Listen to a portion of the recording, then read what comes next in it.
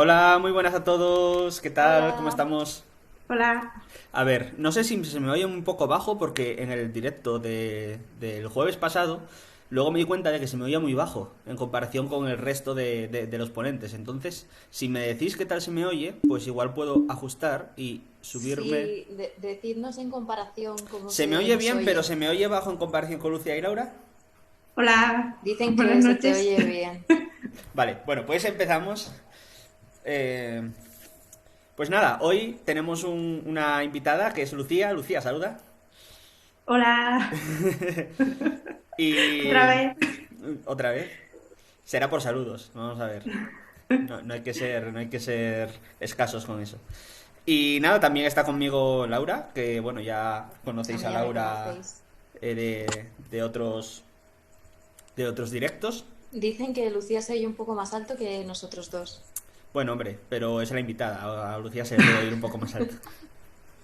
Con que no grites mucho, Lucía.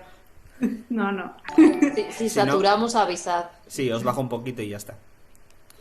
Bueno, pues nada, mientras vais llegando todos, nada, hoy vamos a tener un programa donde vamos a hablar, pues, básicamente vamos a hablar de todos los temas relacionados con la investigación de Lucía.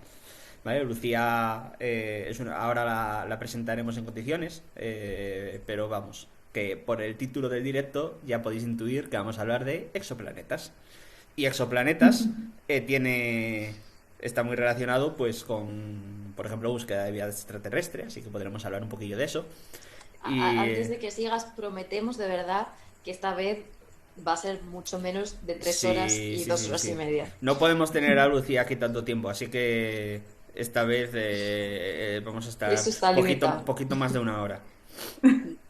No, no, no, no, no, porque no sé, cuando traemos a Roberto, pues bueno, podemos estar aquí 3 horas y no pasa nada porque le robemos tanto tiempo a Roberto, pero a Lucía no le podemos robar 3 horas.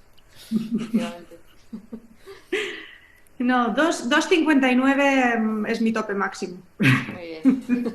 Aún así, esperamos terminar para dentro de una hora, hora y cuarto, hora y media, a ver si esto está animado Aquí ya o no está aquí no se animado. promete nada. Aquí no se promete nada.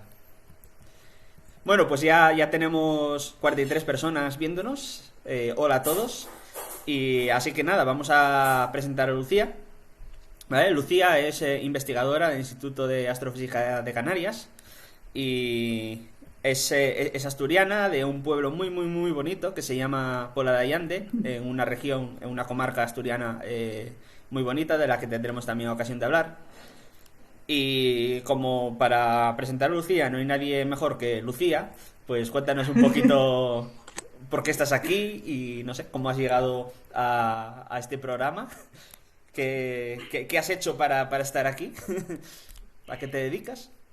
Bueno, pues como bien dice Joan, estoy haciendo mi doctorado en el Instituto de Astrofísica de Canarias, en la sinergia entre el campo de astrosismología y el de exoplanetas, que más adelante hablaremos un poco de en qué consiste cada uno de estos campos y de en qué se basa esta sinergia, ¿no?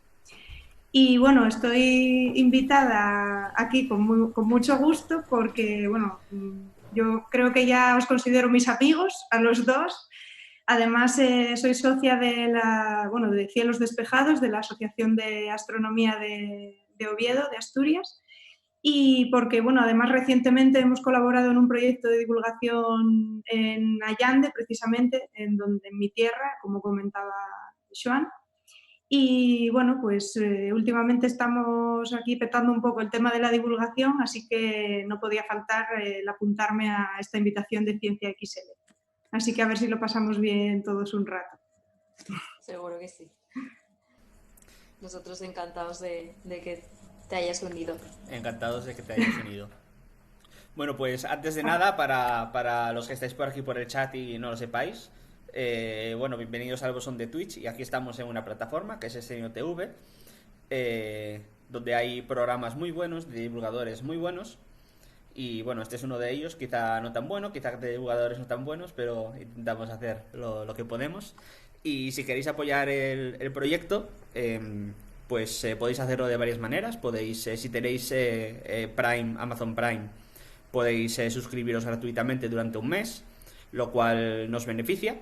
y como dice, como le gusta decir a Arcadi, es quitarle dinero a Jeff A Bezos Jeff Bezos. y darnoslo a nosotros directamente. O sea que Todo si tenéis, ventajas. Win-win. si tenéis Amazon Prime, pues nos hacéis un favor.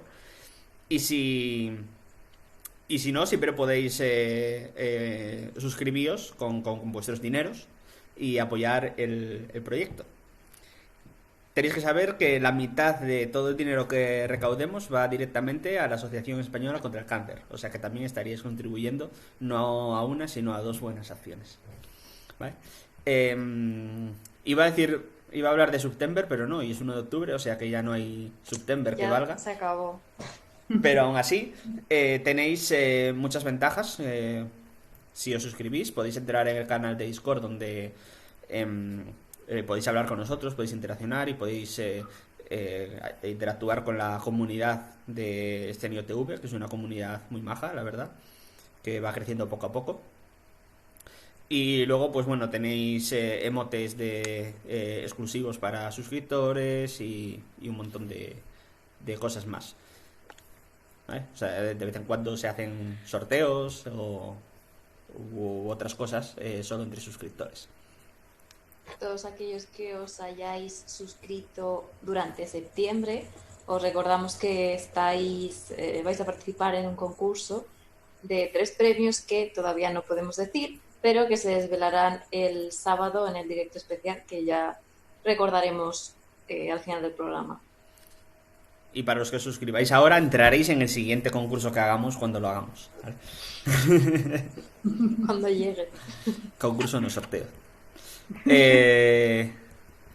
Bueno, pues dicho esto, Lucía, cuéntanos. Entonces, has dicho que te dedicas a la astrosismología y a la mezcla, simbiosis entre astrosismología y exoplanetas. Antes de que nos bombardeen a palabras y cosas así, explícanos qué es eso de la astrosismología, así con palabras fáciles y para tontos. De hecho, Muy bien. puedes empezar para tontos, ya poco a poco tenemos todo un programa para ir profundizando un poquito más. Uy, ahora no te escucho, Joan. Hola, ¿me escuchas? Ahora sí. Ah, Vale. Sí, me quedé en lo de para tontos. Vale. Sí, digo que, Bueno, que pues empieces para tontos, luego ya tendremos ocasión de profundizar un poquito más a lo largo del programa. vale. Bueno, el tema de la astrosismología y de por qué es interesante en el caso de la relación con exoplanetas, con el campo de exoplanetas, viene dada de la siguiente manera. A ver, la astrosismología estudia la sismología, es decir, las oscilaciones que hay en el interior de las estrellas. Y yo en concreto lo que estudio es este tipo de oscilaciones en estrellas que sabemos que tienen exoplanetas. ¿Y qué es un exoplaneta? Un exoplaneta es un planeta que orbita una estrella que no es el Sol.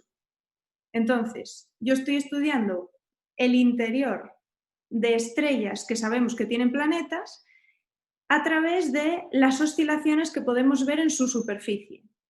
Estas oscilaciones se producen por reacciones nucleares que ocurren en el interior de todas las estrellas y lo vemos en la superficie a través de una técnica que se llama fotometría, que básicamente es medir el flujo o los fotones que recibimos de una estrella durante un tiempo determinado y ver cómo varía. ¿Hasta aquí vamos bien?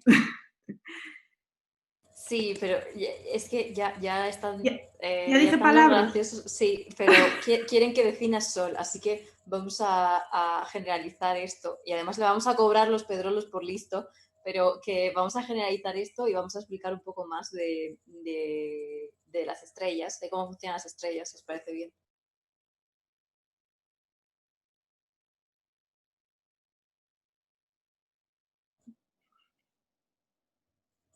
No, pero Eso es. explicamos las estrellas y le cobramos los pedrolos. Si dicen que Joan no tiene audio, fue un ratito antes a lo mejor. Bueno. No, tienen toda la razón. Me estabais escuchando vosotras, pero a mí no me estabais escuchando el chat. Ah. Yo decía que, vamos a ver, astrosismología es un palabra. Sol no es un palabra. Os pongáis como os pongáis, Sol no es un palabra. Si no sabes lo que es el Sol. Nos dicen, esto no es un concurso, dislike. No pueden ser todo concursos. Tenemos que dejar respirar a Roberto, Alberto y demás. La verdad es que tienes razón, porque llevamos 3 programas que la verdad que, jolín, vaya moviditos.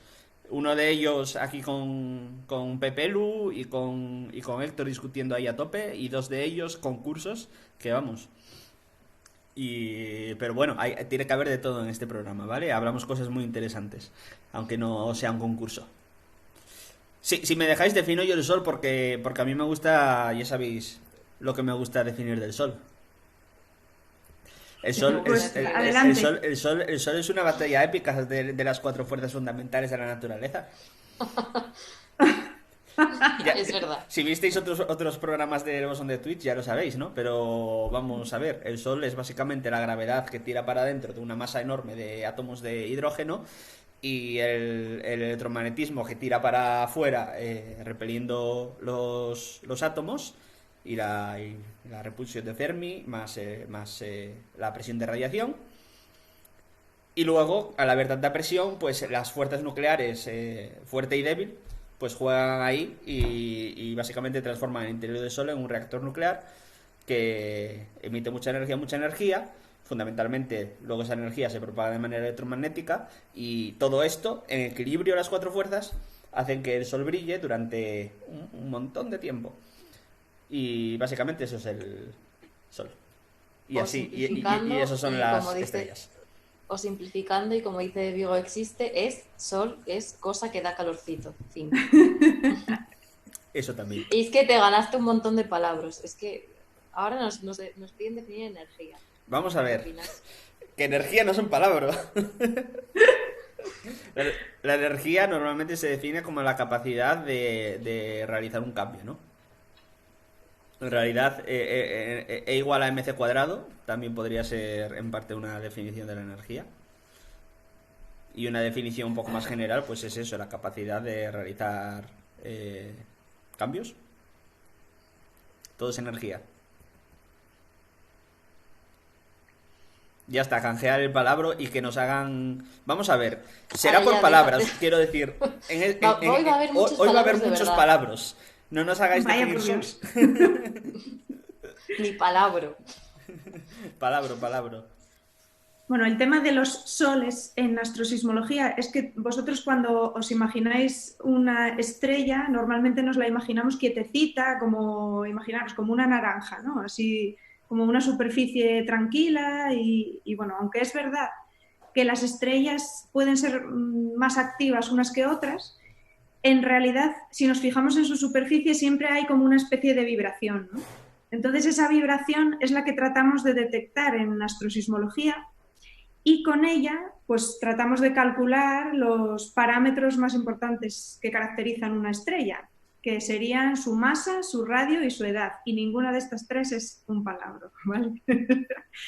Entonces, ¿por qué es tan importante conocer estas características de una estrella?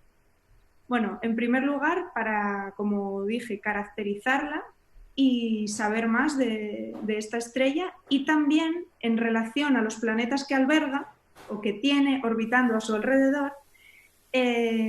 Como la mayor parte de las formas que tenemos de detectar los exoplanetas es con métodos indirectos, que de esto también hablaremos. ¿Qué es un método indirecto? Pues que no estamos viendo directamente el exoplaneta, sino que estamos mirando las modificaciones que hay en la estrella, cambios en la estrella. Entonces, es importante que conozcamos lo mejor posible la estrella para poder conocer los parámetros de los planetas. Y estos son pues también su masa y su radio. Y de ahí pues ya enlazamos con el tema de la búsqueda de vida en otros planetas y la zona de habitabilidad, que bueno, poco a poco iremos paso a paso. Yo tengo preguntas, vamos a ver. Dices que con astrosismología, con cómo vibra la superficie de una estrella, pretendes caracterizar la estrella según su masa, su radio y qué más. Y su edad. Y su Bueno, edad. lo que extraes precisamente es eso, su masa, su radio y su edad. Con la vibración de la estrella. Sí. Pero eso es muy heavy. Ya. Sí. ¿Cómo se hace eso? Lo difícil es ver estas oscilaciones normalmente, porque hay, bueno, ruidos instrumentales en las imágenes y hay otro tipo de efectos que a veces los modos de la estrella o estas oscilaciones se quedan ocultas en la señal y es muy difícil verlos. Y en concreto con TESS, que es el satélite que yo utilizo, del que yo utilizo las imágenes, pues es todo un reto, sobre todo para las estrellas de tipo solar. Que Pero, tienen las oscilaciones en una frecuencia determinada y bueno, en esta zona es más difícil de detectar, ¿no? Con este satélite. vale, pero, o sea, vamos a empezar por lo básico, porque yo no sabía que las Vale, estrellas vibraban y que con eso ya sabías su masa, su radio y su edad. Porque vale, es como, no sé. Entonces, por ejemplo, el sol vibra, digo yo, sí. y viéndolo puedes saber qué edad tiene, qué radio tiene y qué masa tiene, porque yo sé calcular la masa del sol, sé calcular su radio con otras Mm. técnicas,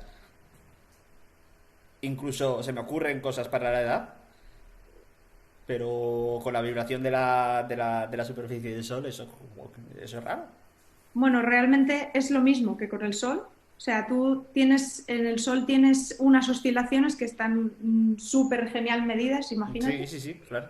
Y también se puede hacer con el Sol. Hay unas expresiones, unas fórmulas que se llaman relaciones de escala, en las que bueno, a partir de dos parámetros que se llaman, bueno, no es que no quiero contar así mucho de fórmulas, pero bueno, digamos que es el delta nu y el numax, es la frecuencia máxima, y bueno, ambos parámetros están relacionados y con ellos y con en qué zona del diagrama eres capaz de detectar estos modos de oscilación, utilizas unas fórmulas que se llaman relaciones de escala y a partir de ahí pues eres capaz de inferir eso, su masa, su radio y su edad. Es que ya si no encuentro, o sea, si no enseño las fórmulas no sé muy bien cómo Pero, pero, profundizar. pero ¿no es Bueno, la frecuencia de vibración o es la frecuencia de la luz que llega? No, no, es la frecuencia de vibración. Toma ya. nos Sí, sí, están sí, sí, sí, preguntando, sí. que además está relacionado con esto, que dicen que si la estrella no es tan sólida como es, por ejemplo, pues la superficie de los planetas, Mm. ¿cómo se originan esas vibraciones? O sea, ¿de dónde vienen esos movimientos sísmicos? ¿Tienen algo que ver con los terremotos, por ejemplo? También Astrosopas dice que se considera superficie. Sí. ¿Qué es eso? ¿Cómo? Que se considera superficie. O sea, No, o sea, porque si tú la... piensas Ah, en la ya. superficie de un planeta sólido, está claro. Pero en el Sol, Sí, Sí, pero bueno, al final la estrella tiene una atmósfera, ¿no? Tiene muchas capas, no sí. está tan definido, digamos, la superficie. Bueno, lo de la superficie, a ver, es una forma de hablar. Nosotros lo que hacemos es medir los fotones que nos llegan, ¿no? O sea, no es tan fácil separar en qué capa estás midiendo. O sea, nosotros estudiamos, pues en este caso, el satélite TESS desde el espacio. Imaginaros que estudia una zona de estrellas y que en concreto estás midiendo durante 27 días la misma y bueno, vas tomando datos durante esos 27 días y vas viendo qué cambios en el flujo se producen. Y a veces estamos hablando de frecuencias de una hora o así, o sea, son intervalos de tiempo muy, muy pequeños para medir, para estudiar una estrella, ¿no? Por eso el hecho de que sea difícil, muy, muy difícil a veces de medir estas pequeñas oscilaciones. No estamos hablando, por ejemplo, de la rotación de una estrella, que es muy diferente. Es una señal mucho más amplia, con una frecuencia mucho, o sea, mucho menor, una longitud mucho mayor de onda y entonces, se me a están ver, no ocurriendo sé como cómo. 85 preguntas, pero... También. Pero entonces tiene sentido lo de la superficie, porque claro, tú sabes que en el Sol se produce luz y la luz pues tiene que llegar hasta... Al final se termaliza, ¿no? Y lo que tú ves es lo que sale de la superficie, porque si se produce un fotón dentro, pues va a rebotar 58.000 veces Exacto, antes de salir. Entonces, la superficie, exacto. la luz que ves ya es directamente la superficie, no es que tengas que decir, no, me fijo en la superficie, no en el interior. Vale. Sí. Y bueno, de las 85 preguntas que se me ocurren. No, simplemente tú dices que ves oscilaciones en la intensidad de la luz que te llega o en la frecuencia. En la En frecuencia. la frecuencia de la luz que te llega.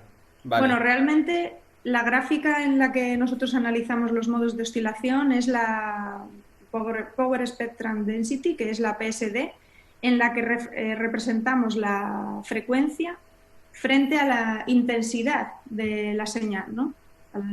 Al power, a lo intensa que es esa señal en unas determinadas frecuencias. Entonces, si vamos de frecuencias más, o sea, mayores, Ujú, en cuanto a periodos de tiempo más largos, ujú. por ejemplo, en la primera parte del diagrama nos encontramos en la zona en la que podemos detectar rotación. Si seguimos avanzando en el diagrama de frecuencia, pasamos a la zona en la que podemos medir la granulación de la superficie de las estrellas. Toma ya. Y si seguimos un poco más adelante, podemos ver los modos de oscilación. O sea, esto del flujo que recibimos de una estrella podemos medir en términos de frecuencia todas estas señales de la actividad de la estrella. Qué bueno. Qué bueno, Imaginaros, por pero... ejemplo, que tenemos una estrella que tiene una rotación de 30 días. Sí. Pues en este diagrama, en la parte, digamos, más cercana, o sea, más inicial, veremos un pico o una curva más o menos en la frecuencia que está relacionada con un periodo de 30 días, ¿no? Bueno, a medida que vamos profundizando en este diagrama, vamos viendo las señales relacionadas con la granulación que ocurre en la superficie de las estrellas. Y esto que nadie me lo pregunte, por favor, no sé, es que lo conteste Joan. Y si seguimos profundizando, somos capaces de detectar señales mucho más pequeñas, o sea, a unas frecuencias mucho más altas, que en este caso vienen del interior de la estrella y de cómo, lo que tú decías, de cómo las partículas van rebotando en el interior de la estrella hasta que finalmente salen por la superficie, ¿no? Y nos llegan a nosotros. Entonces esto es lo que estamos midiendo, por ejemplo, en astrosismología. Y tengo que decir que para las estrellas que se puede medir la astrosismología, se ha visto que su masa, su radio y sobre todo su edad se detectan con la mayor precisión posible. Estamos hablando que en este tipo de estrellas, por ejemplo, la edad oscilaba o sea, su error, el error de la edad, oscilaba en un 50%. Esto es a lo mejor que o sea, tienes una determinada edad de una estrella y puede ser o esa edad o la mitad más o la mitad menos. O sea, esto es una precisión muy...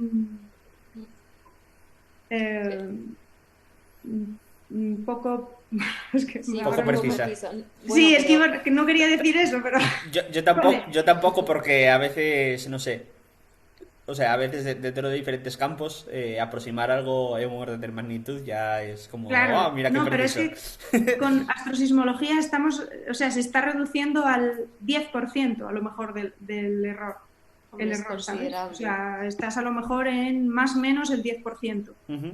Entonces, cuando eres realmente capaz de detectar los modos de oscilación en este tipo de estrellas, la astrosismología es la herramienta más eficaz para poder parametrizar con la mayor precisión posible la estrella, vamos, sus parámetros principales. Yo lo que te iba a preguntar era si los telescopios que utilizáis para medir esto, que bueno, también está relacionado con lo que preguntaba Arauco un poco, tienen que tener unas características determinadas. Quiero decir, ¿os sirve cualquier telescopio para mirar esto? ¿Y cómo de lejos podéis llegar a detectar, o sea, a hacer estas medidas, aunque sea con incertidumbres relativamente grandes? Bueno, son dos buenas preguntas.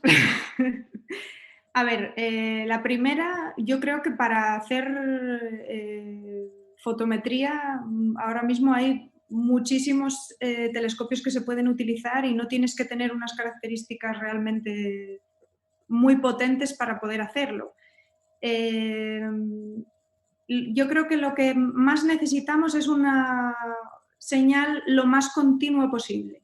Esto es, por ejemplo, los telescopios terrestres, como tienen los gaps de las horas del día, pues al final estamos de un día obteniendo unas, bueno, en el mejor de los casos, en las épocas del año que tienen las noches más largas, pues quizá 8 horas o aproximadamente que puedes utilizar.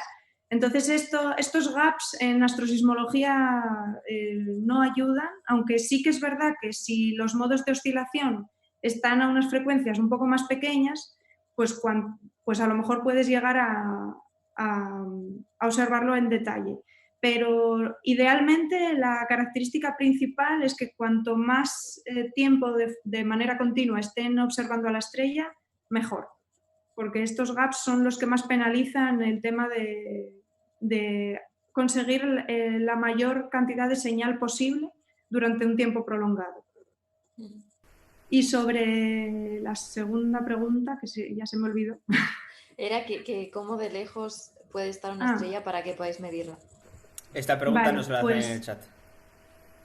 Sí, creo que, bueno, por lo menos de las estrellas que yo estoy viendo, que estamos viendo modos, a ver, no lo sé con precisión al 100%, pero yo, por ejemplo, creo que andan en una magnitud de 10, en 10 magnitudes, 11, o sea, mucho más débiles, creo que no estamos pudiendo ver. Lucía, te voy a canjear yo un palabra, estamos, ¿no? Si no te lo ponen, te lo pongo yo. ¿Cómo que 10 magnitudes? Te acaba de decir vale, que pues como de lejos. ¿Cómo de lejos? Que lo explique Laura. Pasa palabra. Que tú explicaste la del Sol, pues se la pasamos a ella. La magnitud hace una referencia a... Hay dos tipos de magnitudes, ¿vale? Una magnitud... No te metas con dos tipos de magnitudes. No me voy a meter en dos tipos. Don't worry. Tú antes dijiste algo de Fermi y no te pidieron nada y así que me lo van a conceder. La distancia en pangolines es muchísima. O sea, no podemos dar ese número. Básicamente las magnitudes están relacionadas con el brillo de la luminosidad que tiene la estrella, ¿vale? Se definieron inicialmente en función del brillo que tiene la estrella Vega.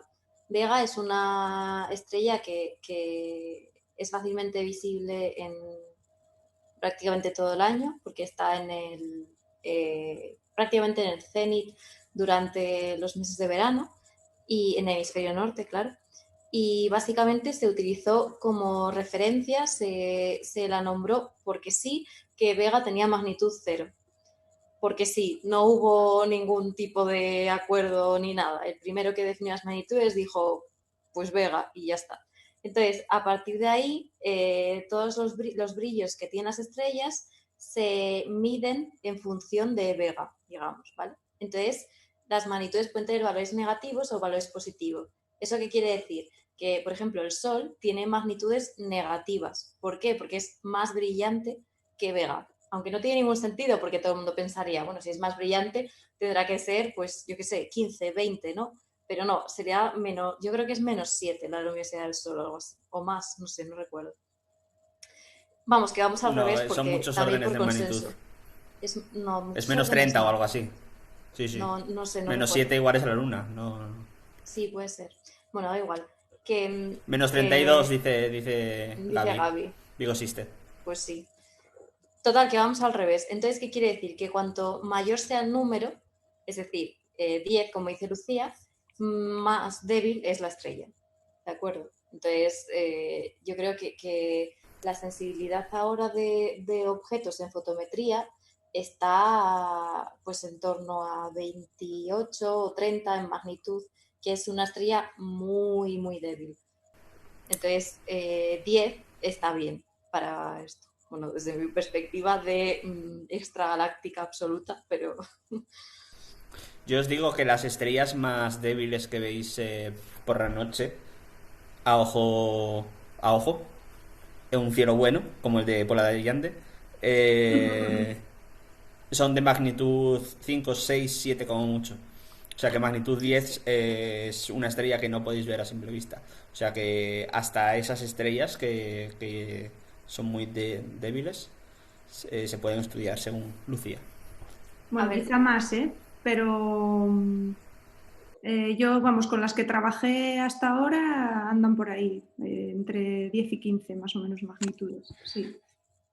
No lo puedes ver, no lo puedes ver a simple vista, pero tampoco son de las estrellas menos brillantes, digamos, ¿no? O sea, es razonable. Eso es.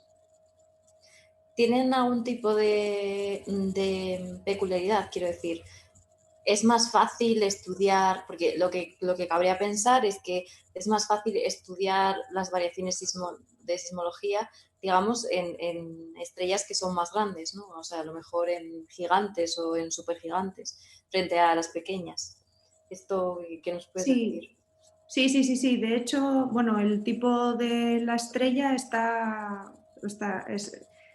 a ver, yo, por ejemplo, estudio oscilaciones en estrellas tipo como el Sol, ¿no? Entonces, sé más o menos en las frecuencias en las que voy a buscar los modos, más o menos. Dependiendo del tipo de estrella, pues o bien son frecuencias más energéticas o menos. Sí, eso es totalmente cierto. Las estrellas más pequeñas producen modos de oscilación en unas frecuencias diferentes y son mucho más difíciles de observar. Y las mayores y, por ejemplo, subgigantes, pues a frecuencias más grandes y es más fácil detectarlas, sí. Sobre todo, bueno, yo lo estoy viendo con TESS, por ejemplo, que algunas estrellas un poco mayores se detectan los modos de oscilación mucho mejor, y con las que yo me estoy peleando, por ejemplo, pues es un poco un infierno a veces, la verdad. Pero bueno, ahí estamos. Sí. Sí, y nada, eso que, bueno, no sé si quedó claro un poco el tema de la relación entre la astrosismología y el campo de exoplanetas, y la relación con la búsqueda de vida, ¿no? Y con el buscar planetas que puedan resultar interesantes. Antes de meternos ahí, te hago las últimas preguntas que nos hacen en el chat y luego ya dejamos las estrellas de lado. Primero es ¿en qué rango de frecuencias observáis normalmente? O, bueno, longitudes de onda. Bueno, eso es verdad, se me olvidó decirlo cuando me preguntaste qué tipo de telescopios. Son en el óptico. O sea, observamos en frecuencias en longitudes de onda del óptico.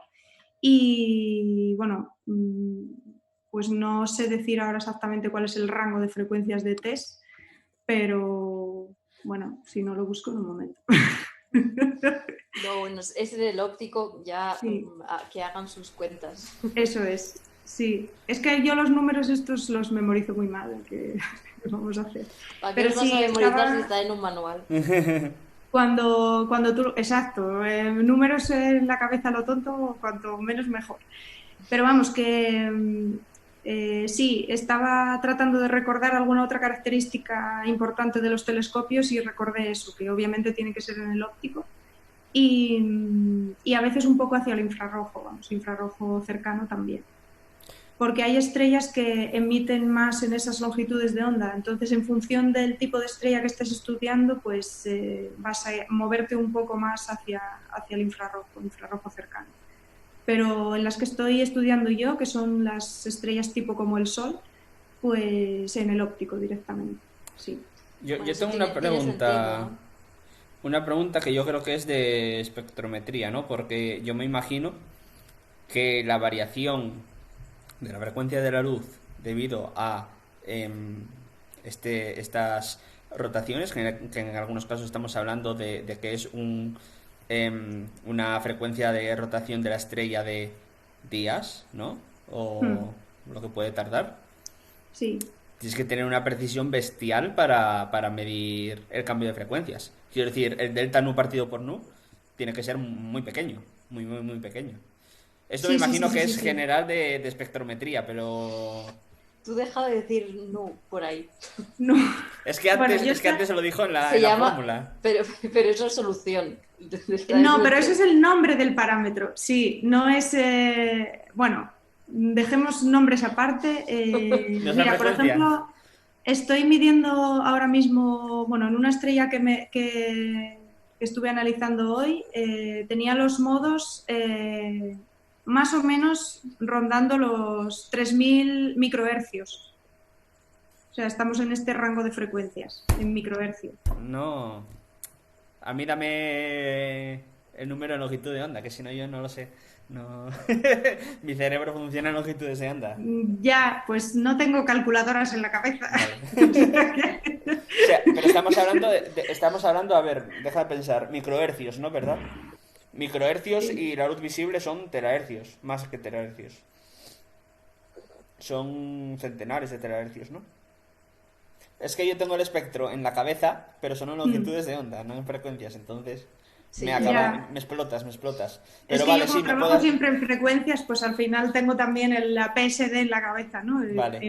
En frecuencias. Pero más o menos estamos hablando de microhercios sobre frecuencias que son de, pues eso, o sea, estamos hablando de muchos órdenes de magnitud, ¿no? O sea, que puedes medir Sí, una sí, sí, frecuencia sí. con 8 cifras decimales Eso es, significativas. sí, sí, Guay. sí.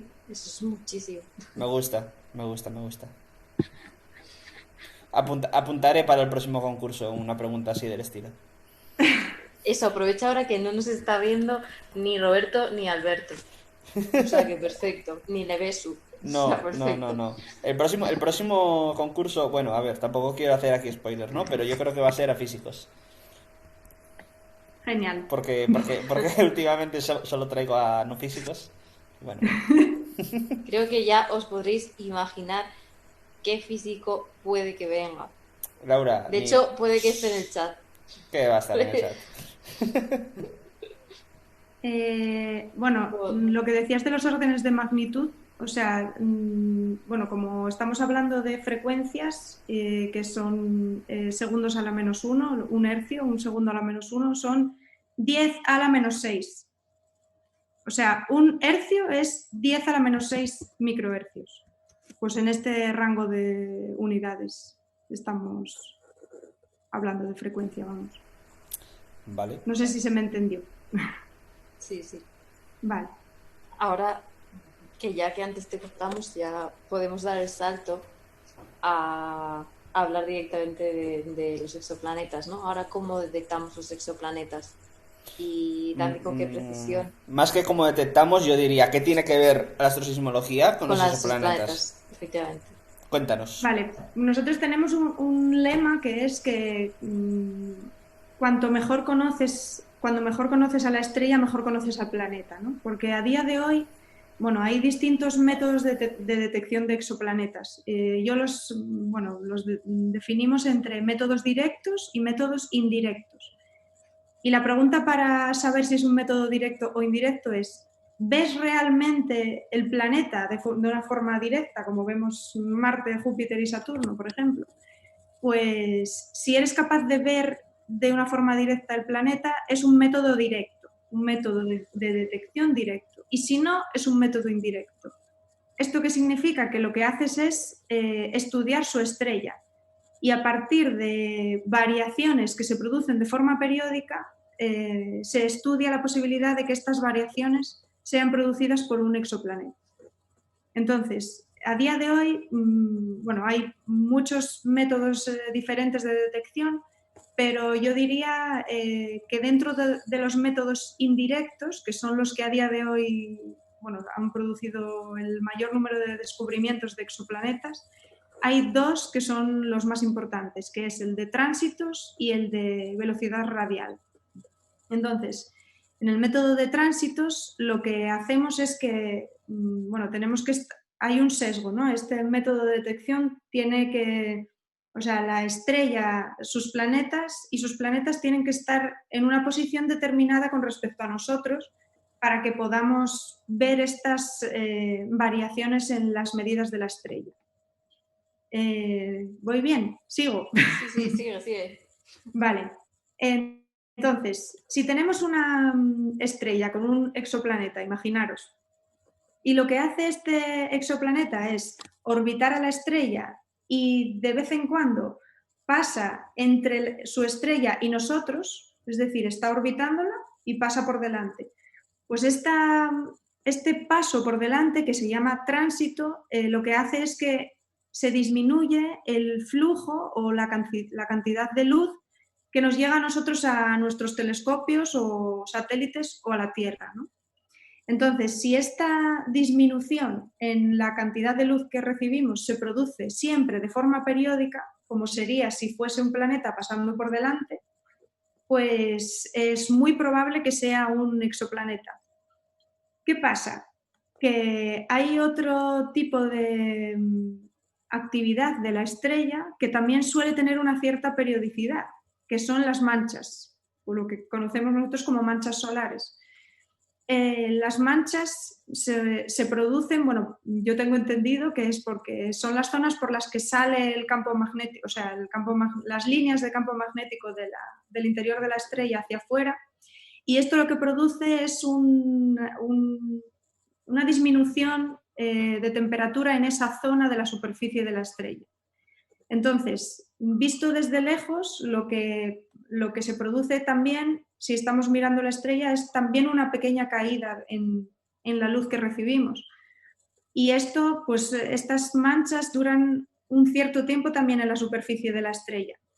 Entonces, el reto muchas veces, cuando solo tenemos una detección de un exoplaneta con el método de tránsitos, es saber discernir entre si está producida esta caída de luz, por decirlo de alguna forma, por las manchas o si es un exoplaneta, ¿no? ¿Sigo? Guay. Pero vamos a hacer ¿Preguntas? Sí, es que hay una pregunta, No, esa no la podemos contestar ahorita. pero para hablar después. No, lo que quería era el comentario de Astrosopas, que me hizo mucha gracia, de que se te olvidó el método madre de encontrar exoplanetas, que es el aquí voy yo y lo encuentro. Es muy bueno. Sí. El método madre es el más infalible de todos. Estaba tardando en pillarlo. Vale. Jolín, es que no podía dejar pasar ese comentario. No, es que es muy bueno. Lo voy a utilizar, Humor. de hecho. Humor en el chat, sí. Bueno, el tema es que, Dale. como decía, bueno, no sé si queréis hacer alguna otra pregunta. No hay más preguntas, creo. Vamos a beber. Gracias, Vale. Alba, porque me estoy ya secando. Yo también. O sea, os habéis fijado qué bien preparada está nuestra invitada, ¿eh? Hombre, por Viene favor. con vaso de agua. Muy bien. Hay que hidratarse, sí. Bueno, pues el Decíamos, tema, sí.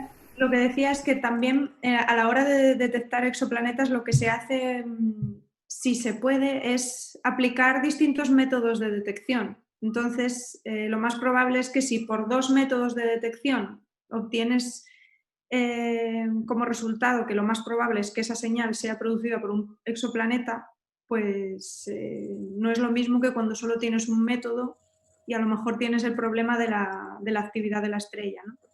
Entonces, bueno, siempre es como poner todas las energías en tratar de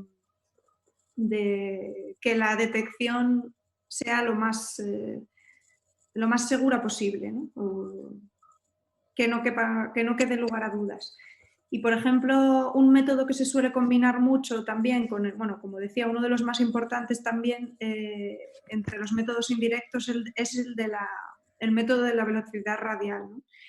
Y esto, bueno, está relacionado con la idea de que, o sea, imaginaros que los exoplanetas que orbitan a una estrella en realidad no es como que estos exoplanetas están orbitando a la estrella, sino que como que todo es un sistema. Y entonces la estrella también se mueve con respecto al centro de masas de todo el sistema, ¿no? Entonces, si nosotros estamos desde la Tierra o uno de nuestros satélites estudiando una de estas estrellas, Cuando tiene exoplanetas, dependiendo de la relación entre las masas de estos planetas y de la propia estrella, somos capaces de detectar cómo la estrella se acerca a nosotros y se aleja. Es muy, muy, muy, muy pequeño este efecto, este movimiento desde nuestra posición, pero somos capaces de detectarlo por el tema de la velocidad radial, ¿no? Y eso es cuando las líneas que recibimos, o sea, las líneas del espectro electromagnético de la luz que recibimos de esta estrella, se desplazan hacia el azul o hacia el rojo, ¿no? Cuando la estrella, bueno, yo tenía preparado por aquí un tema, pero no lo podemos ver. Pero esto está muy relacionado, de hecho, con lo que estábamos hablando antes, de que medíamos a las frecuencias con muchos decimales, vaya, con muchísima precisión, y gracias a Sí, eso podemos detectar estos pequeñísimos movimientos, ¿no? sí, Sí, porque eso es. de hecho preguntan por ahí, pero el movimiento de la estrella es mínimo, ¿no? Y sí, es mínimo, Sí, eso pero a es. mí jolín, con esta precisión que tenemos en la medida de la frecuencia se detecta todo. Es mínimo, es mínimo. Estamos hablando de, bueno, nosotros estamos acostumbrados a ver estas señales con un zoom muy grande, ¿no? Y en el método de los tránsitos igual. O sea, lo que ves a lo mejor cuando estás estudiando el tránsito es dices, hay una caída en el flujo así, pero cuando te das cuenta de las dimensiones de la gráfica estamos hablando de milésimas, ¿no? De la señal de la estrella en realidad. Sí, creo que están preguntando sobre las líneas del espectro de la estrella. Sí, dale, dale. Sí, sí, dale. Sí, o sea, básicamente nosotros sabemos, porque hemos medido en laboratorio, cuáles son las longitudes de onda de los elementos químicos en el espectro de la luz, ¿no? Entonces, cuando estudiamos la luz de una estrella y nos encontramos no sé, la línea de sodio en una zona diferente, sabemos que es un momento, o sea, que estábamos midiendo en un momento en el que la estrella o bien se estaba acercando a nosotros o bien se estaba alejando. Y es precisamente esa variación la que te da el movimiento que tiene la estrella, y cuanto mayor sea el movimiento, pues sabes que hay un planeta más grande, ¿no? No sé si esto se entiende. Hmm. De hecho, creo que De la hecho, persona que te preguntó eso es del IAC. sí. ¿Quién es? No sé, Yo solo pero sé su nick, no su nombre real. dice que no, no. Pero Pues sí, entonces seguro que sí. pero sí estás en Canarias. Bueno, dice que tuvo profesores de Sí. IAC. Que te preguntan también bueno, preguntan, es la aclaración, de el tamaño que tiene que tener el planeta para detectarlo, ¿no? Y también un poco podemos aclarar lo que son los términos que se escuchan de las supertierras o los Júpiteres calientes o todos estos términos, ¿qué significan? ¿Qué características tienen esos exoplanetas? Bueno, estos términos se relacionan un poco con, bueno, en primer lugar, con el radio del exoplaneta, y también a través del radio podemos conocer un poco o estimar un poco una composición. Siendo, por ejemplo, igual que ocurre en el sistema solar, pues los planetas más grandes tienen una composición gaseosa y los más pequeños son rocosos, ¿no? Entonces, encontramos que esto es algo que ocurre con bastante frecuencia, o sea, con frecuencia en el resto de exoplanetas que se van descubriendo, y entonces un poco a través del radio y de la masa del planeta, pues podemos también caracterizar un poco su composición. Aunque bueno, realmente el tema interesante en cuanto a la composición a día de hoy viene dado por el estudio de las atmósferas de los exoplanetas. Pero bueno, yo de esto no me hagáis preguntas muy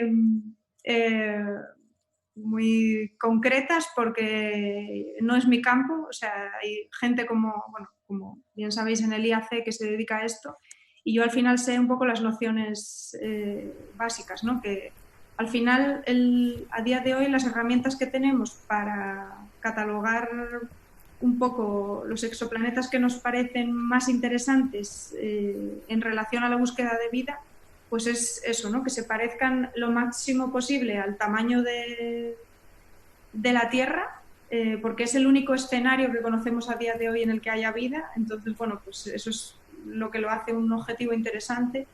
Y también, bueno, ser capaces de detectar determinados elementos en su atmósfera, pues es muy interesante para poder estimar si a lo mejor pueden ser producidos estas moléculas por la existencia de vida en el planeta, ¿no? Y lo que hablabas de las supertierras y esto es simplemente una manera de llamarlo, porque realmente estas categorías tampoco es que estén definidas a fuego, por decirlo de alguna forma, simplemente es para orientarnos un poco de en qué rango de tamaños nos encontramos.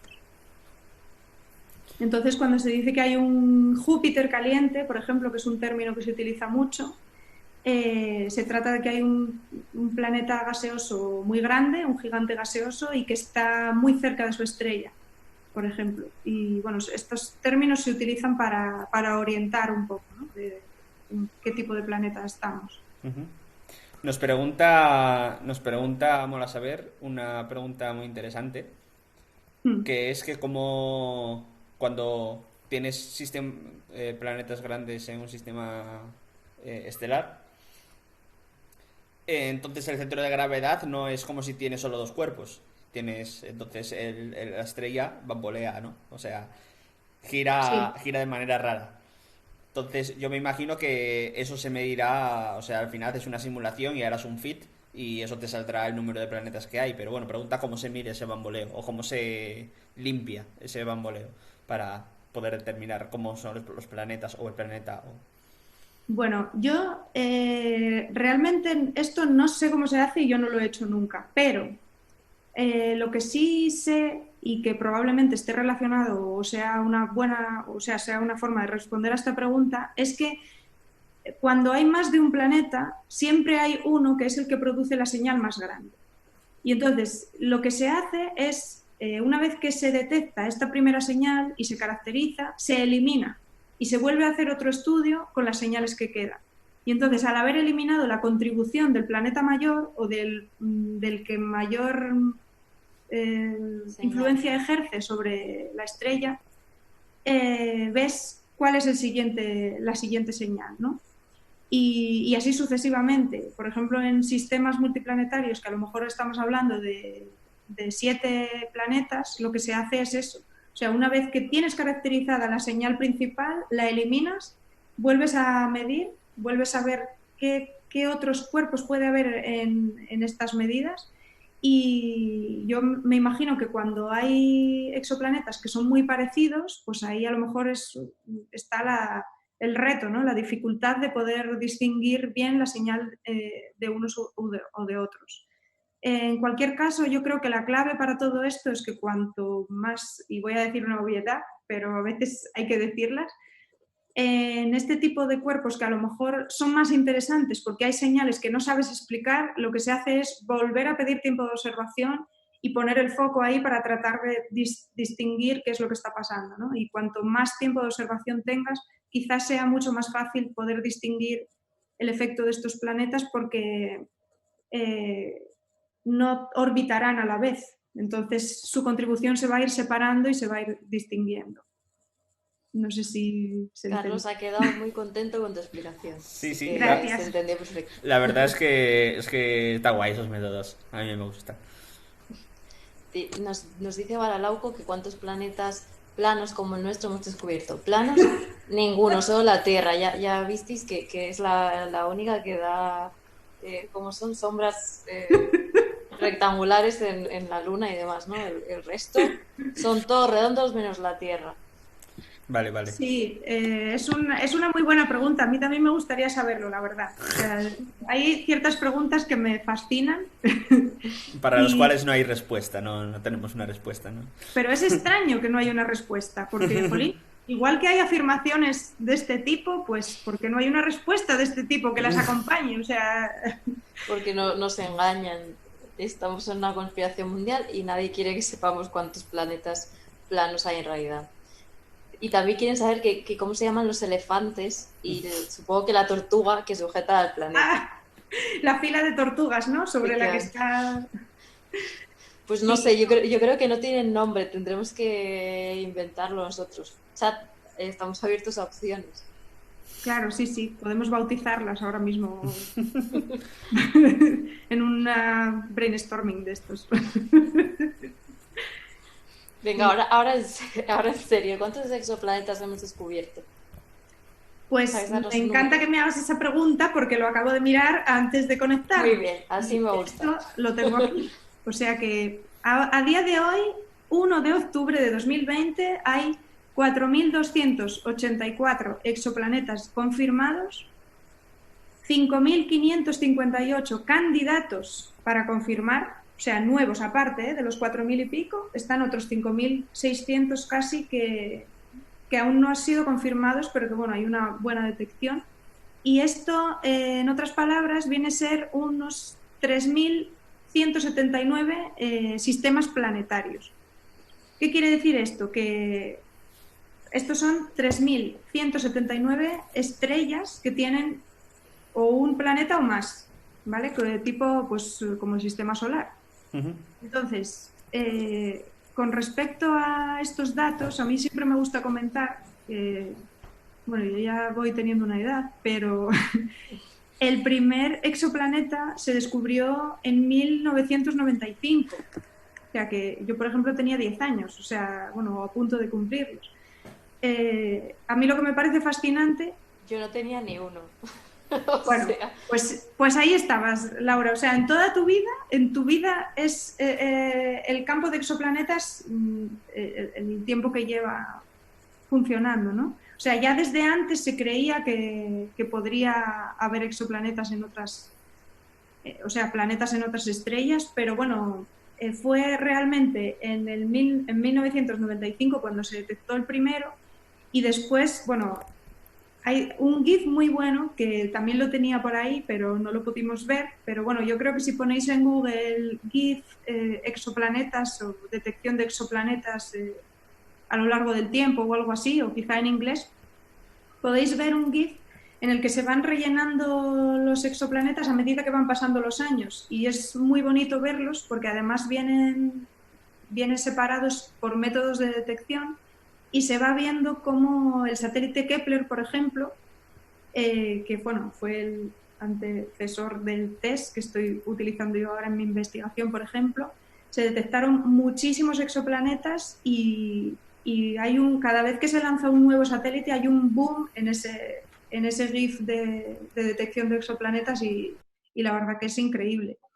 De hecho, bueno, el tema es que desde el primer exoplaneta que se descubrió, con el método de tránsitos y de velocidad radial de los que hemos hablado, que son dos métodos indirectos, pero no hemos hablado de los directos, bueno, pues si haces un parón, una pausa, ¿no?, en ese GIF en 2020, y luego ves cómo se va a ir rellenando en el futuro o cómo crees que se va a ir rellenando. Ah, mira, ¿lo buscaste, Laura? Vale, gracias. Pues bueno, se cree, por ejemplo, que en el... sí, alguien estaba comentando que Kepler, que se le rompieron los volantes de inercia y que no rindió tan bien como se esperaba. Bueno, realmente Kepler fue increíble los resultados de exoplanetas que tenemos gracias a él. Y después, cuando se rompió, lo rebautizaron como K2. Y K2 todavía a día de hoy hay muchos datos que están sin analizar, y todavía siguen saliendo un montón de publicaciones de exoplanetas y de astrosismología también. Y bueno, ahora estamos, pues eso, sobre todo publicando con Kepler, o sea, con K2, perdón, y con TESS. Y bueno, lo que decía es que se cree que en el futuro ese GIF se irá rellenando sobre todo con el tema de la imagen directa, que esto es una auténtica pasada. O sea, el poder tener una imagen directa de un exoplaneta que está a cientos, miles de años luz, a mí me parece algo increíble. Y ya puestos a buscar, Laura, puedes buscar también un GIF que hay de un sistema multiplanetario que se estuvieron 7 años tomando imágenes y bueno, se ve así como un cuadradito en azul y lo que se hace en el método de la imagen directa es que se bloquea la luz de la estrella y así podemos ver qué cuerpos hay alrededor de la estrella que reflejen la luz de la estrella hacia nosotros.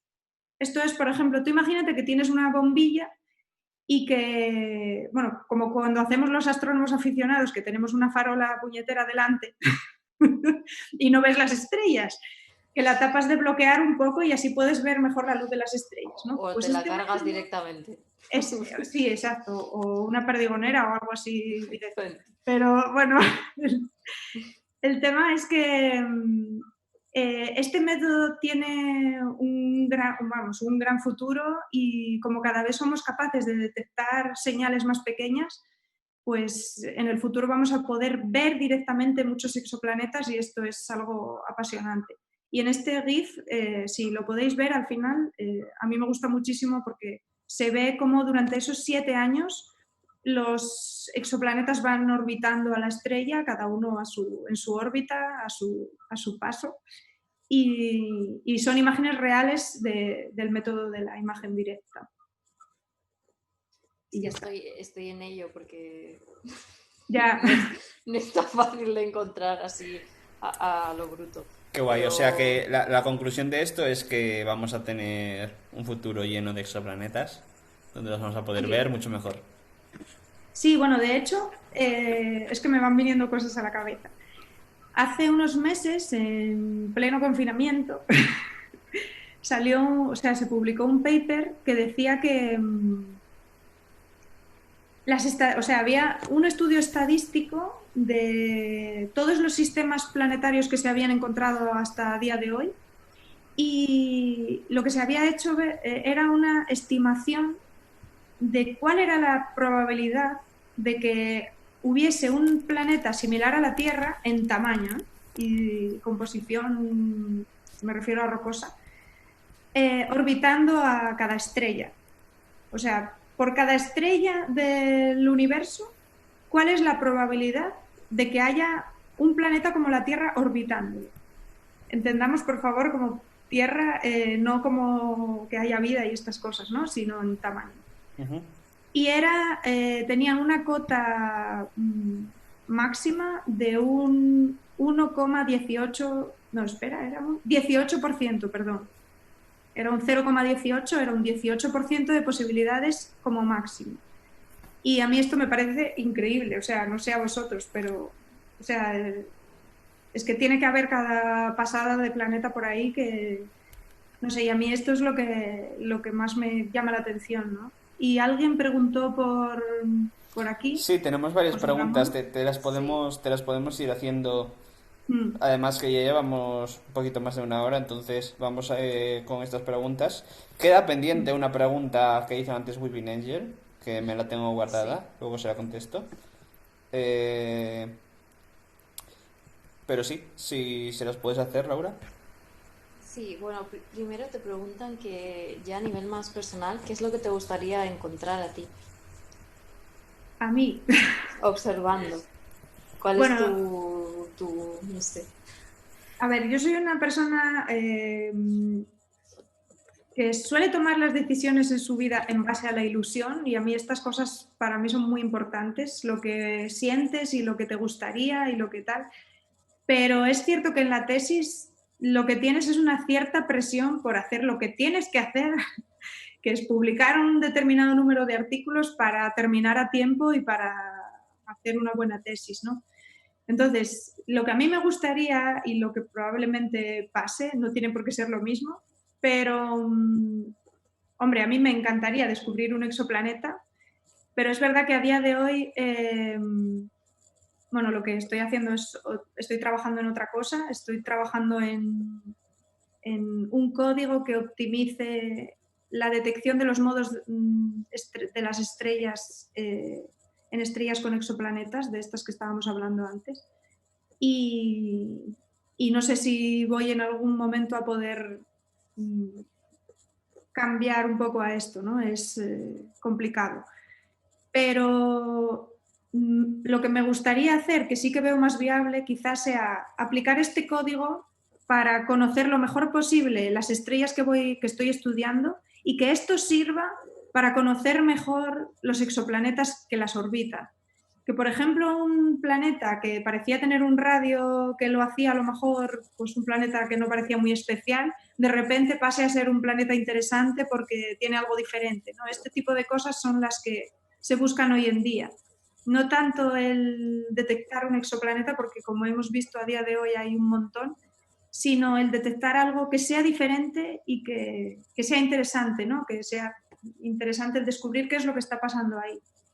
Entonces, esa es mi respuesta. Y por otra parte, lo que me gustaría que se descubriese, sin tener nada que ver con mi investigación ni con lo que yo haga, es, por supuesto, que en un plazo corto de tiempo, no sé, de aquí a 20 años como mucho, que se descubra vida en otro planeta. O sea, yo solo estoy esperando, pero me encantaría vivir para verlo, o sea, y creo que así será, vamos, se cree que eso pasará pronto, que pronto descubriremos una atmósfera de un exoplaneta que va a ser súper interesante bueno, ya lo Te vimos. iba a decir que en un pasado programa del Bosón de Twitch, básicamente hicimos esta pregunta y bueno, decíamos que si dentro de un plazo razonable se iba a descubrir vida y si iba a ser gracias a la atmósfera de un exoplaneta o si iba a ser dentro del sistema solar. Porque aún Bueno, claro. dentro del sistema solar hay como muchas opciones, ¿no? Sí, sí, sí, sí, también. Sí, parece que, bueno, yo en concreto, como me gusta tanto el campo de exoplanetas, pues al final siempre estás pensando en lo que hay fuera, ¿no?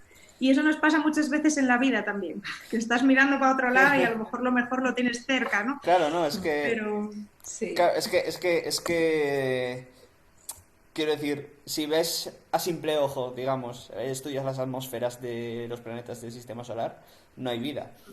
Si descubres vida porque ves una atmósfera que te está diciendo que hay vida en algún exoplaneta, tiene que ser porque hay mucha vida, ¿no? Porque hay un ciclo entero que hace que una atmósfera tenga que tener vida. Quiero decir, a ver, en comparación con la vida que puedas encontrar si hay vida en los planetas del sistema solar, que tiene que ser o vida subterránea o bacterias que afecten muy poco a la atmósfera, porque si no ya habría una evidencia. Y eso sí que no lo puedes encontrar en un solo planeta. hombre, la cantidad de vida que tiene que haber en un planeta para que ésta sea detectada en la atmósfera es una muy buena pregunta que yo no sé contestar, pero, pero es muy interesante, sí. O sea, eso la verdad que no lo sé. Mm, No, yo lo digo por el ejemplo del sistema solar, ¿no? Quiero decir, mm, sabemos que en Marte puede haber vida subterránea sobre todo, ¿no? sí. Pero la atmósfera de Marte no nos indica que haya vida, es estable químicamente. Y en Venus, mira, en Venus hasta hace nada pensábamos que lo mismo, ahora se descubrió ahí una fosfina que no debería ser muy estable dentro de la atmósfera y podría Mm. ser un indicativo de vida o no, pero lo dicho, si no fuera por eso, la atmósfera de Venus pues también nos indicaría que no hay nada parecido a vida. Entonces, Claro, o sea, el tema de la búsqueda de vida también es muy interesante desde el punto de vista de que tratamos de buscar lo que conocemos, porque si encontramos algo que no conocemos, quizá no sabríamos relacionarlo con la vida. No sé cómo, o claro, claro, sea, Claro, eso pero están diciendo por el chat, que es que nosotros al final conocemos la vida tal y como está en la claro, Tierra, pero es es que, cierto, pero casi cualquier forma de vida, bueno, a ver, de vida abundante en un planeta, podría introducir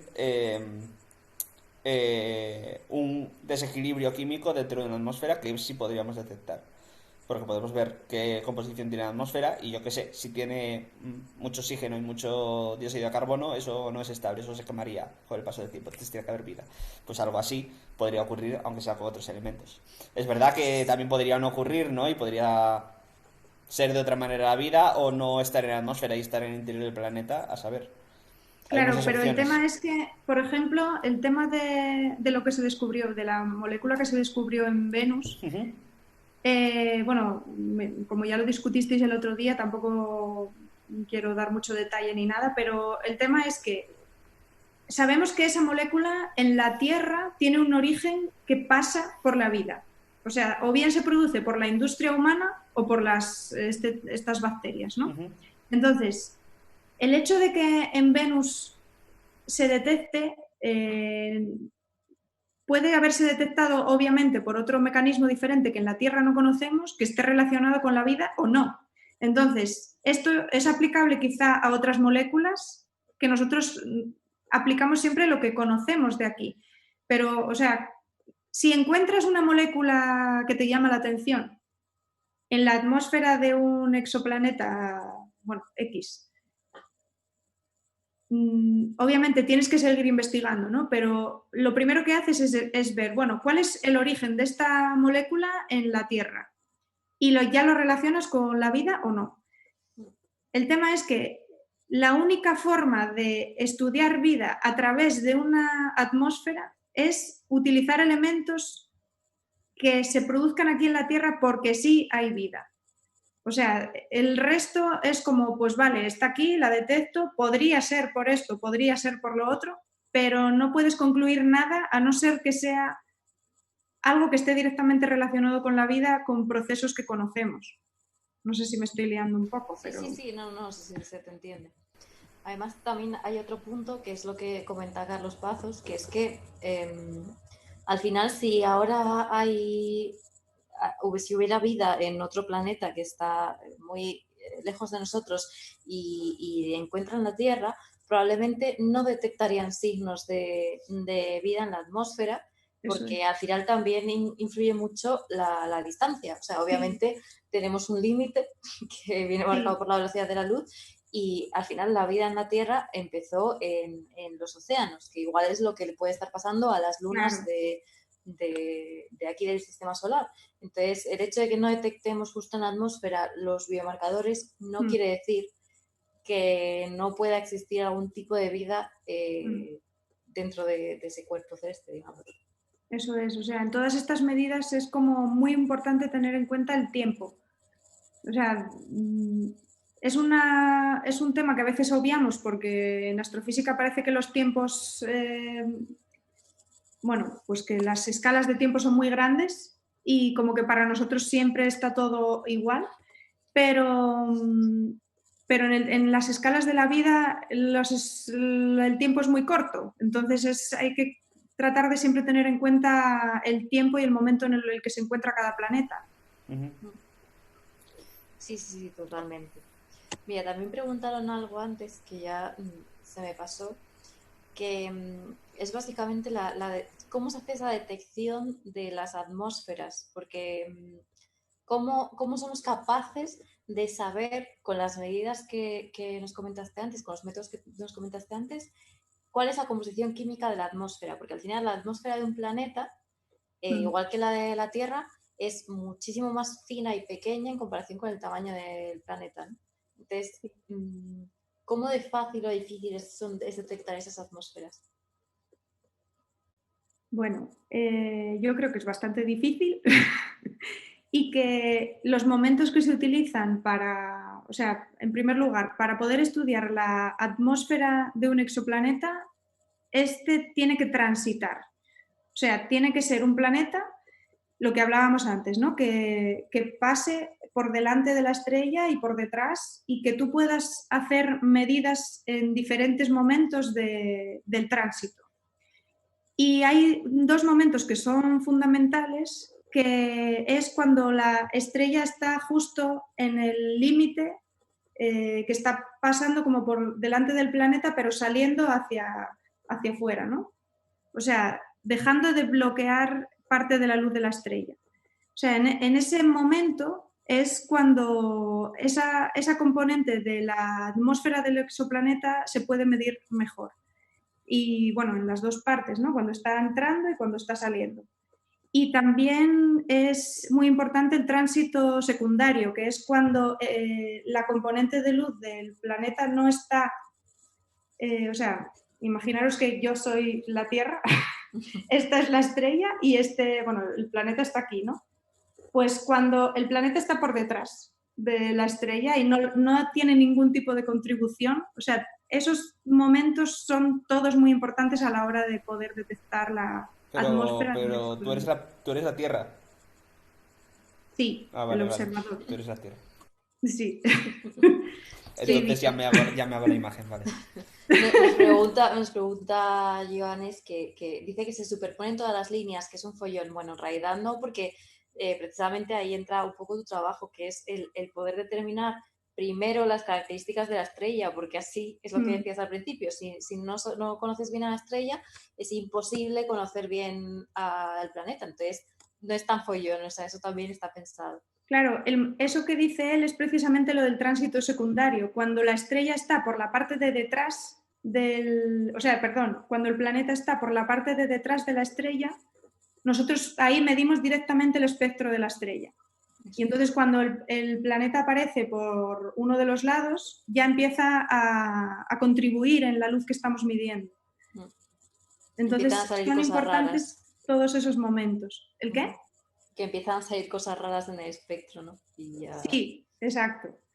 De todas formas, ya os digo que yo no sé mucho tampoco. O sea, alguien que se dedique al campo seguro que sabe más detalles.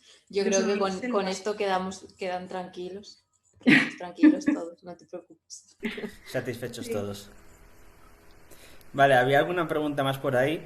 Antes de que se me vaya, ahora que estamos así con preguntas, vamos a responder a la de Weeping Angel que preguntaba eh, más o menos la frontera entre Enana marrón. un planeta grande, ¿no? Y una enana marrón. No sé si era esa la pregunta, ponedlo en el chat. Sí, sí, era esa.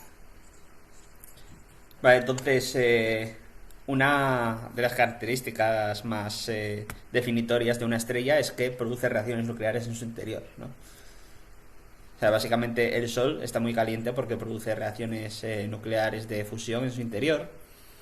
Y las enanas marrones, y de hecho esta también es una de las diferencias entre una enana marrón y una estrella como el Sol, no producen fusión del hidrógeno para formar helio, pero sí producen fusión de deuterio. Tienen deuterio y el deuterio sí que lo queman y producen reacciones de fusión.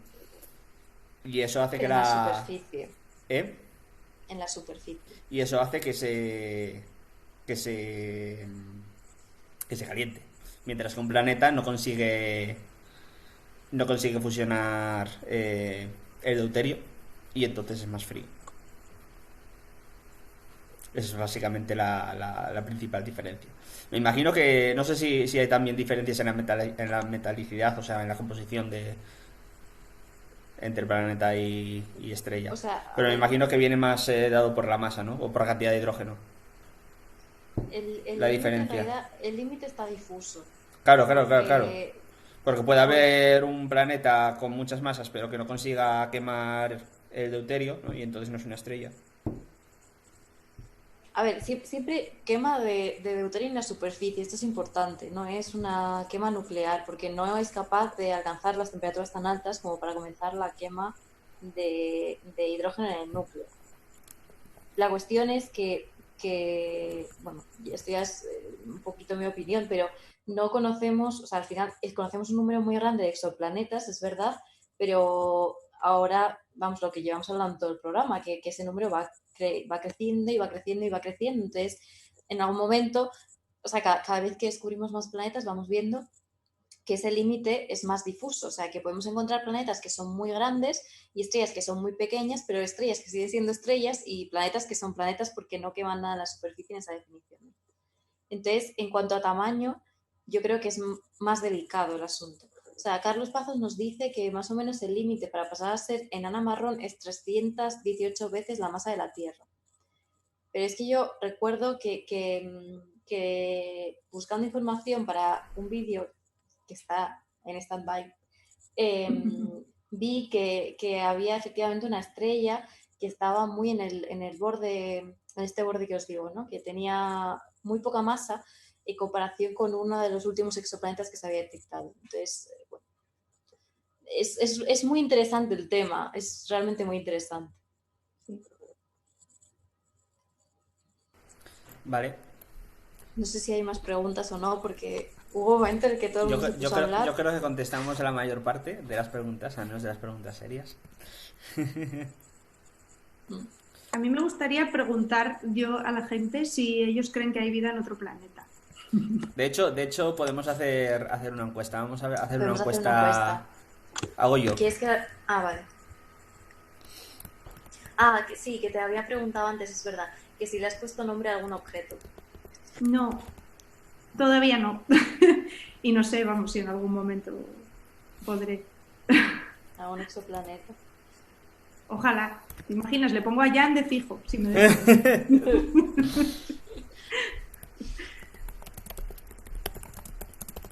Estaría muy guay, la verdad. Lo que pasa que ahora también... La pregunta era si había vida en otros planetas. Sí. Si creían que había, sí. Voy a poner... Vale. Hombre, espero que todos creáis que sí. No Espera. quiero balancear esto, pero... Sí, ves, dicen que dice Whipping Angel que está muy a favor de la paradoja de Fermi. De eso sí que tenemos un vídeo ya. Ya lo hablamos la semana pasada. Pero sí. No, digo que ahora con los nombres de exoplanetas o de estrellas y tal. A ver, al final hay que buscar un método unificado para nombrarlos, ¿no? Porque o sea, estaba muy bien cuando conocíamos, o sea, está muy bien con el sistema solar porque ya está, son 8 planetas y cuerpos pequeños, pero si ahora ya estamos hablando de miles y miles de exoplanetas, ya se complica. A ver, lo que se puede hacer a lo mejor, digo yo como idea, es tú tienes el nombre de catálogo y luego lo rebautizas, o sea, como un apellido, ¿no? Bueno, momentáneamente, sí. Por lo menos. Al final como los Trappist, ¿no? Eso. O sea, porque los Trappist al final, el Trappist no será el nombre per se que tiene la estrella. Sí, o como estos programas que hay de vez en cuando para renombrar un sistema multiplanetario, ¿no? Como el del Quijote. Sí. Vale, ahí tenéis la encuesta, ¿vale? Hay vida extraterrestre y las opciones son en otros planetas del sistema solar, en exoplanetas y la veremos pronto, donde pronto es 20-30 años, en exoplanetas pero no la vamos a ver hasta dentro de mucho tiempo, o en otras galaxias, ¿vale? O sea, no hay opción de no. La opción peor es en otras galaxias. Estás coaccionando, Joan. Y además no se puede votar a más de una cosa a la vez. Nadie está poniendo en otras galaxias, o sea que... Una persona... Bueno, eso es Vigosiste para fastidiar, seguro. Yo, por ejemplo, o sea, a mí me gusta mucho la divulgación, ¿no? Y bueno, aquí en Tenerife, en la Universidad de La Laguna, pues hay muchos programas en los que puedes participar para dar charlas y talleres en institutos y en colegios, ¿no? Y el año pasado preparé un taller de exoplanetas en el que yo misma, bueno, estuve haciendo una búsqueda exhaustiva de criaturas... de ciencia ficción, ¿no? Para tratar de debatir en función de las características de cada exoplaneta, de tener vida, qué tipo de vida tendría más sentido que existiese allí, ¿no? Pues, por ejemplo, un mundo acuático con recubierto de hielo, mundos que están muy cerca de sus estrellas a temperaturas muy elevadas, planetas gaseosos, y la verdad que fue muy, muy interesante y los estudiantes hacían comentarios muy, muy interesantes sobre la vida en otros planetas. Entonces, bueno. Qué guay. Bueno, Bueno, todo. en la encuesta quedó primera la opción de exoplanetas, pero no lo vamos a ver. Con 5 votos. No, que sí. Es Estaban bastante igualadas, ¿eh? Pero ganó esa. que al final necesitamos imaginación, porque es lo que decíamos, si vamos a intentar buscar vida, pero solo como la que conocemos, pues vamos a estar terriblemente sesgados a la hora de intentar interpretar los resultados cuando nos lleguen en el Mm, futuro más detallados, ¿no? Entonces vamos a necesitar realmente imaginación y salir un poco de, no sé, de nuestra burbuja de vida conocida, digamos, sí, porque si no, no vamos a detectar nunca vida, pero no porque no exista, sino por nuestros propios sesgos, básicamente. eso es. Sí, sí, sí, sí. De hecho, bueno, uno de los comentarios que yo hacía del tema de la búsqueda de vida es que tú te pones a buscar, bueno, yo en la búsqueda esa que hice para intentar encontrar algún tipo de ser vivo que fuese un poco diferente e interesante, ¿no? Todo el rato me parecían como siluetas de humanos modificadas de alguna manera. O sea, digo yo, pero por favor, si, o sea, en nuestro planeta ya hay unas criaturas increíbles, algunas de ellas extraordinarias y súper raras, y todas las vidas de otros planetas van a ser un señor con 3 ojos o con 4 brazos. Un Pues poco de sí, imaginación. Pero sí. bueno, como dato curioso. Nos dice Raúl, imaginemos que Imaginación, detectamos. ¿Cuál es el siguiente paso? Bueno, pues muy importante no cargárnosla, porque somos sí. capaces de hacerlo. No mandar basura para allá. Porque también es el asunto este de, de tanto intentar averiguar, por ejemplo, qué hay en Marte o en otros planetas del sistema solar. Al final las naves o las sondas que enviamos tienen que tener una serie de medidas, unos protocolos, porque podríamos contaminar el planeta. O sea, podríamos llevar nosotros, sin quererlo, vida a ese planeta del tipo que fuera, y entonces después lo vamos a encontrar y todavía podemos pensar que es algo real, o sea, que nació allí, digamos, o que Sí, se generó allí, pero en realidad no. Entonces, es un proceso delicado. sí, sí, eso es interesante también. Y lo que dice Laura, vamos, que hay que tener muchísimo cuidado con eso, porque, bueno, tenemos un problema, ¿no? Con el tema de la contaminación, no solo en nuestro planeta, sino en los alrededores, ¿no? Con toda la basura espacial que tenemos y, bueno, pues a medida que nos vamos propagando, Sí. También entonces, es, también es lo que dice Mola Saber, que el problema es que si la vida es diferente, cuando veamos algo raro, podríamos pensar que a lo mejor es un proceso del propio exoplaneta y no procedente no por la vida. Bueno, es que el tema es muy delicado. O sea, claro, realmente va a ser muy difícil.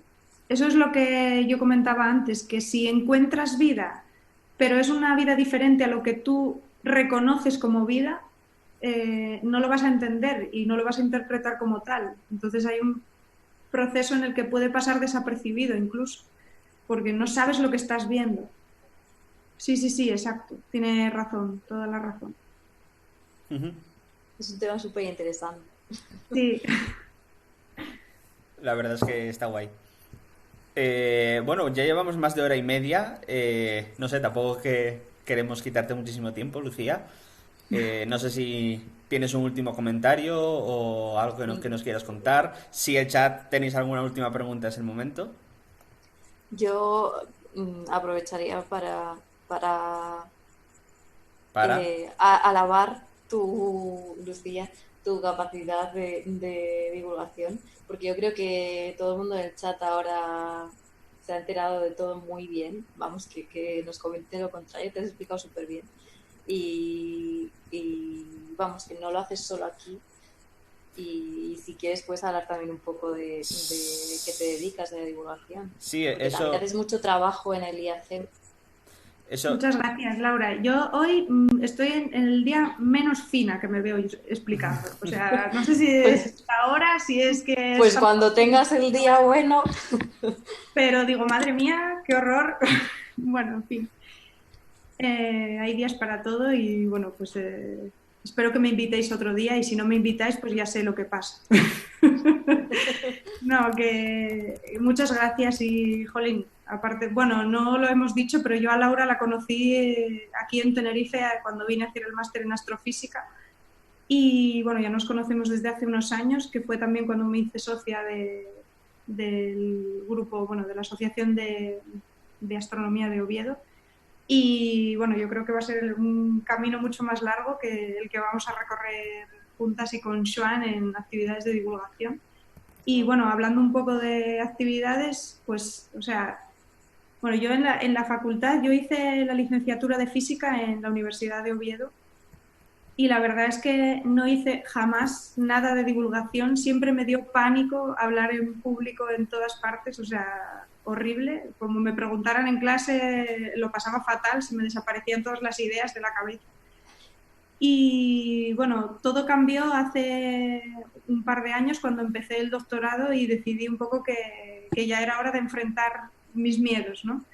Entonces empecé a apuntarme a actividades de divulgación. Me acuerdo que la primera fue una mini charla de 5 minutos en un stand científico del IAC y que estuve 3 días antes súper nerviosa y con unos nervios en la barriga, vamos, y lo pasé fatal.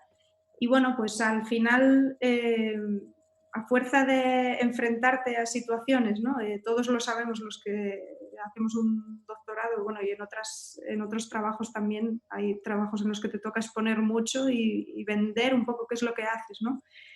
Pues fui superando un poco el miedo y al final es algo que me enganchó. Así que es algo que disfruto mucho haciendo, incluso se dio la vuelta a la tortilla. Y bueno, recientemente, como uno de los proyectos de divulgación en los que estoy involucrada, pues me gustaría contaros un poco del proyecto I Am the Stars, en los que Joan y Laura participaron con, bueno, como nombre en nombre de la Asociación de Oviedo, y vinieron desde Oviedo con sus telescopios a Allande. Y fue un proyecto muy guay porque era algo muy innovador en la zona y lo que hicimos fue alquilar una furgo grande, rotularla así Chulísima. muy chula con elementos astronómicos y tal. Os voy a pasar ahora la página para que veáis porque era una pasada de furgoneta. Sí, yo creo que me hicieron más preguntas de la furgoneta que de astronomía, o sea, Normal. muy guay. Sí, la verdad es que fue un evento que fue una maravilla. Vamos, imaginaos ir por pueblos donde nunca pasa nada porque están muy alejados de todo, pero que tienen un cielo espectacular, porque la verdad es que son pueblitos súper chulos, con muy poca contaminación lumínica, con una furgoneta pintadísima y decorada ahí. Era una pasada. Sí, súper bonita, además súper vistosa. Y organizar a toda la gente de los pueblos actividades y charlas de divulgación sobre astronomía y por la noche sacar los telescopios y a observar. Y la verdad es que fue una pasada de actividad y Lucía se lo ocurrió muchísimo. Pues sí. Y pudimos observar un día, aunque era Asturias. Sí. Exactamente, en Asturias que el cielo está normalmente no es muy bueno, en esa zona está muy bien y es verdad que hay nubes, pero conseguimos observar. Y de hecho en la última noche de observación tuvimos como que 2 horas de cielo total, bastante despejado y entonces Sí, sí. se podía ver perfectamente la Vía Láctea y vimos Marte, vimos Júpiter, vimos la Luna que se estaba Y poniendo ese día Andrómeda. y vimos la galaxia de Andrómeda. Para mucha gente que no había visto nunca por un telescopio, pues la verdad es que estuvo muy bien.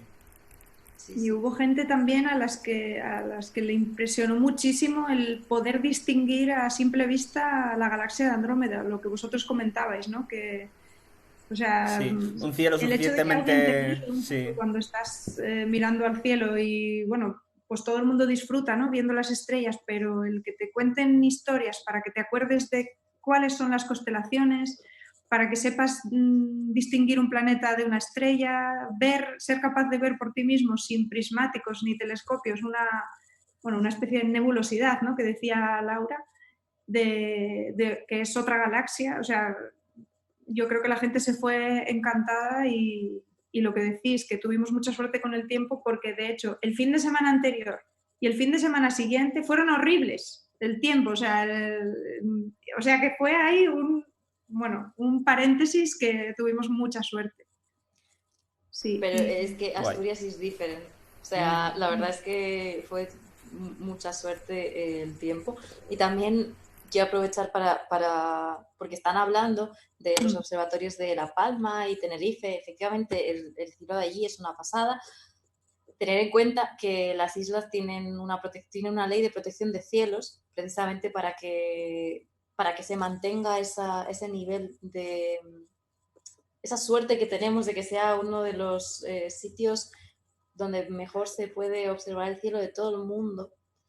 Pero también, no son los únicos sitios buenos que hay en España, porque, por ejemplo, aquí en Allande, que es el pueblo que estamos hablando de Asturias, se beneficia precisamente de su, por desgracia, baja población y que está en una constelación, sí, yo guapa, en una localización muy especial entre montañas, que hace que tenga un cielo espectacular. Entonces os animo a que busquéis, porque igual que Allande, hay muchos otros más sitios en la península que no tienen contaminación lumínica, o bien porque están en medio de la nada, porque hay terrenos donde prácticamente no hay población, o bien porque están en un lugar pues privilegiado, ¿no? Como por ejemplo las islas, que tienen unos cielos magníficos y eso, que no es solo las islas, digamos. Sí, las islas, bueno, de hecho, nosotros, o sea, cuando yo trabajaba en la empresa esta de aquí de Tenerife, de Volcano Teide, con las visitas al observatorio, una de las cosas que contábamos era que los observatorios de Canarias son una de las 3 mejores ventanas al universo. Y, o sea, esto es algo que mucha gente desconoce en España. Una de las 3 mejores ventanas del mundo al universo.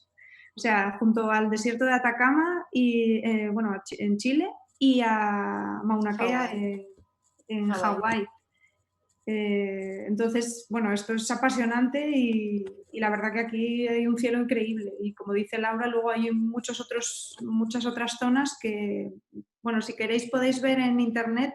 Hay un mapa que se puede ver online de contaminación lumínica que es impresionante, que se llama... Creo que lo va a pasar Marc Miguel Ángel. El Light Pollution Map. Ese Sí. Light Pollution Map. Sí, es una pasada.